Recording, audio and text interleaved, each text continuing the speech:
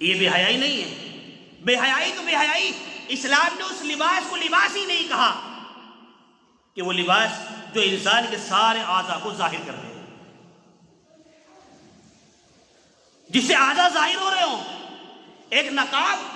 کا استعمال اس طور پر کیا جائے، ایک تو زیب و زینت والا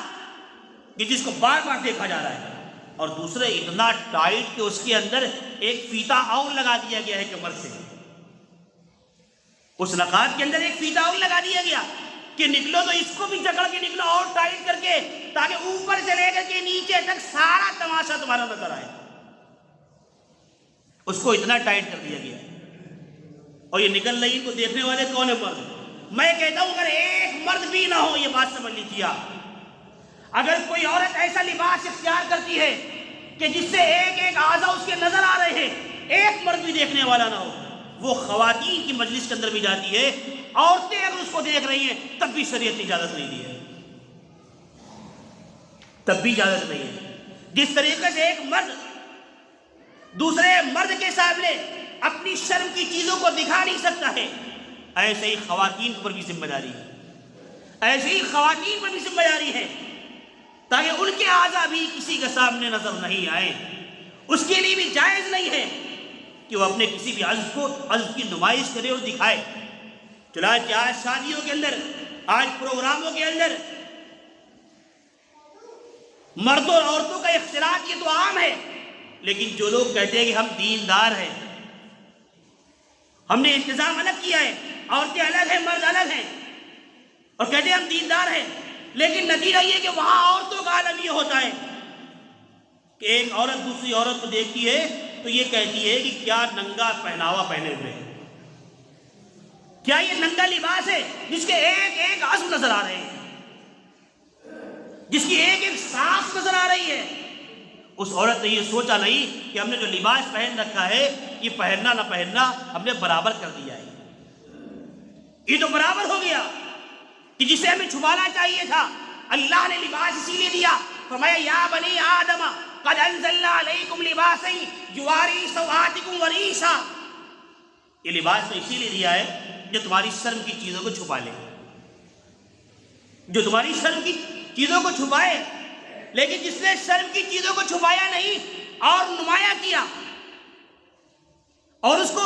بنا بنا کے دکھایا تو لوگ دیکھتے ہی رہ گئے پروگراموں میں کہ ان کی بناوٹ دیکھیے کیسی ہو رہی ہے.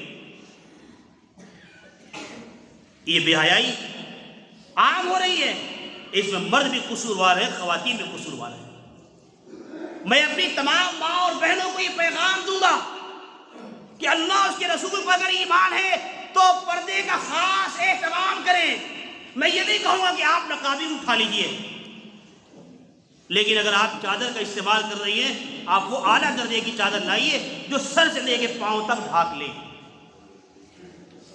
جس میں دیکھنے والے کو سمجھ میں نہیں آئے اس خاتون کی عمر کیا ہے، یہ 25 کی ہے کہ 50 کی ہے، بلکہ یوں کہیے کہ ہر وہ خاتون جو اس چادر کو اوڑھ لے، اس اوڑھنی کو اوڑھ لے اور اوڑھ کر کے نکلے، وہ خاتون اگر 25 کی بھی ہے تو وہ 60 کی نظر آئے. وہ خاتون اگر کم عمر بھی ہے، اس چادر کو اوڑھنے کے بعد وہ کم عمر نہیں، طویل عمر کی معلوم ہو. اس چادر کی خاص بات بھی ہے، یہ خاص بات ہے کہ جو چادر اوڑھنی جس کا اللہ نے حکم دیا ہے کہ سر سے لے کے پاؤں تک کے اڑی جاتی ہے، وہ چادر ایسی ہی ہوتی ہے. اگر اس کو اوڑھ لیا جائے تو عمر کا اندازہ نہیں ہوتا ہے، عمر کا اندازہ نہیں ہوتا ہے. نبی علیہ السلام تشریف فرما ہے، آپ کی ازواج مطہرات میں 2 زوجہ حضرت ام سلیمہ رضی اللہ عنہا بھی تشریف فرما ہے اور حضرت میمونہ بھی تشریف فرما ہے. ایک صحابی رسول تشریف لے کر جا رہے، نابینا صحابی ہے حضرت عبداللہ ابن مکتوم رضی اللہ عنہ. آپ علیہ السلام نے فرمایا کہ تم دونوں اندر چلی جاؤ.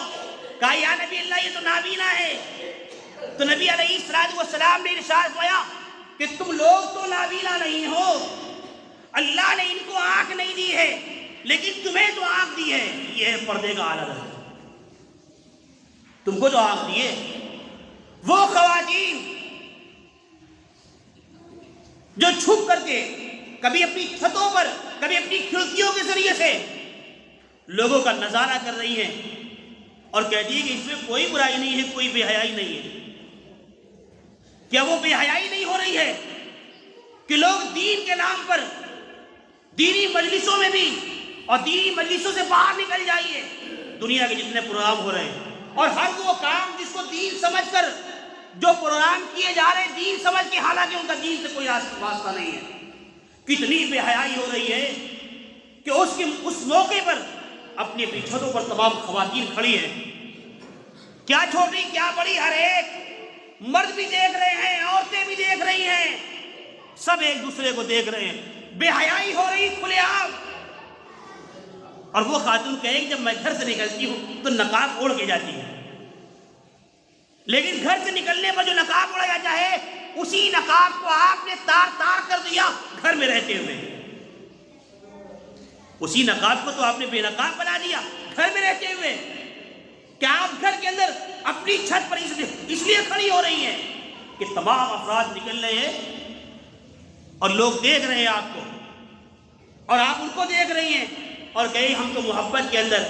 ہم تو جلوس کی محبت میں کھڑے، ہم تو جھنڈے کی محبت میں کھڑے، ہم لوگوں کی بھیڑ نکل رہی اس کی محبت میں کھڑے ہوئے اور بس اسی محبت میں دیکھتے رہ گئے، یہ ان کو دیکھ رہے ہیں اور یہ ان کو دیکھ رہے ہیں، ایک دوسرے کو دیکھا جا رہا ہے، بے حیائی ہو رہی ہے۔ جس خاتون کو گھر کے اندر رکھا گیا ہے اور وہ کہتی ہے ہم تو اللہ کے رسول پر ایمان لے کر کے آئے، کیا یہ ایمان ہے تمہارا کہ تم نے بے حیائی کو عام کر دیا ہے؟